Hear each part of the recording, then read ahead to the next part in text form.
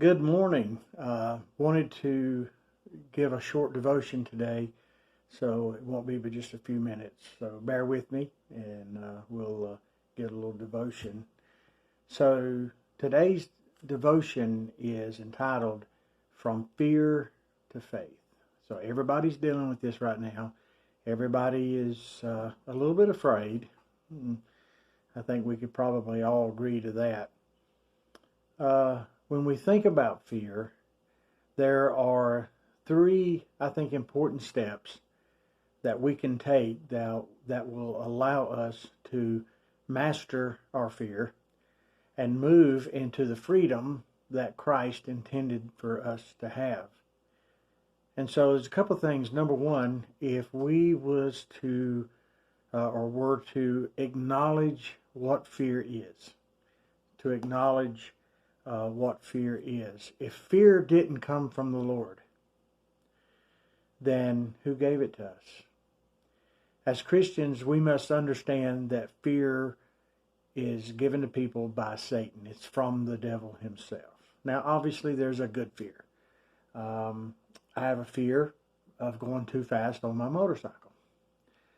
I have a fear of climbing up here on top of the roof of the church and jumping off onto some asphalt pavement. That's good fear. Certainly there's some good fear, makes you smart. But fear of function, fear of simply doing simple everyday tasks, or fear of doing things that the Lord has told us to do, that comes from Satan. And so I have to understand that it's a mere tactic to keep us distracted or to keep us off track, if you will. Off course for the plans that God has for you and for me. We must understand fear for what it is.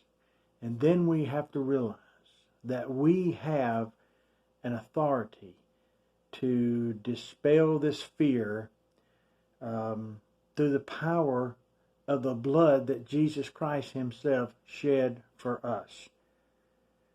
That's very important.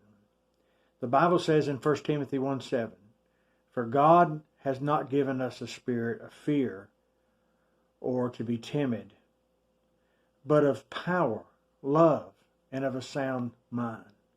So that's the way we should operate. So number one, acknowledge what fear is. Number two, seek God until he takes away our fears. Keep pursuing the freedom from fear, even when everything around you may seem hopeless. It may seem very scary. It may even seem it's going to be an endless situation. We've got to keep asking God to deliver you and I from the fear that is being forced upon us.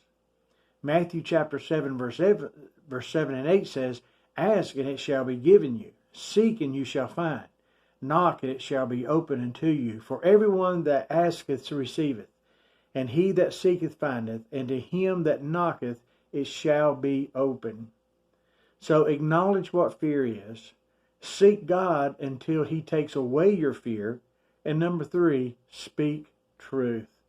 Speak truth over fear, even when you don't feel like it. Even when it seems impossible. Even when it's the hardest thing you've ever done. When Moses died, I'm sure that Joshua was afraid of what God was now calling him to do. Moses had been leading the children of Israel, and now Joshua was going to have to lead the children of Israel. A daunting task. He never expected to be put into that situation. But God said to Joshua, and in chapter 1, verse 5, he says, "There shalt not any man be able to stand before thee all the days of thy life. As I was with Moses, so I will be with thee."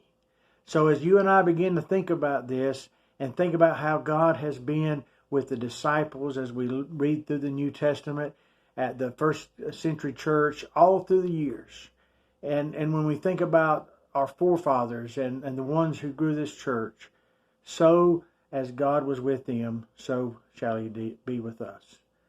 The Bible says, "I will not fail thee nor forsake thee." Paul said that we are more than conquerors through Jesus Christ who loved us. Moving from fear to faith. God bless.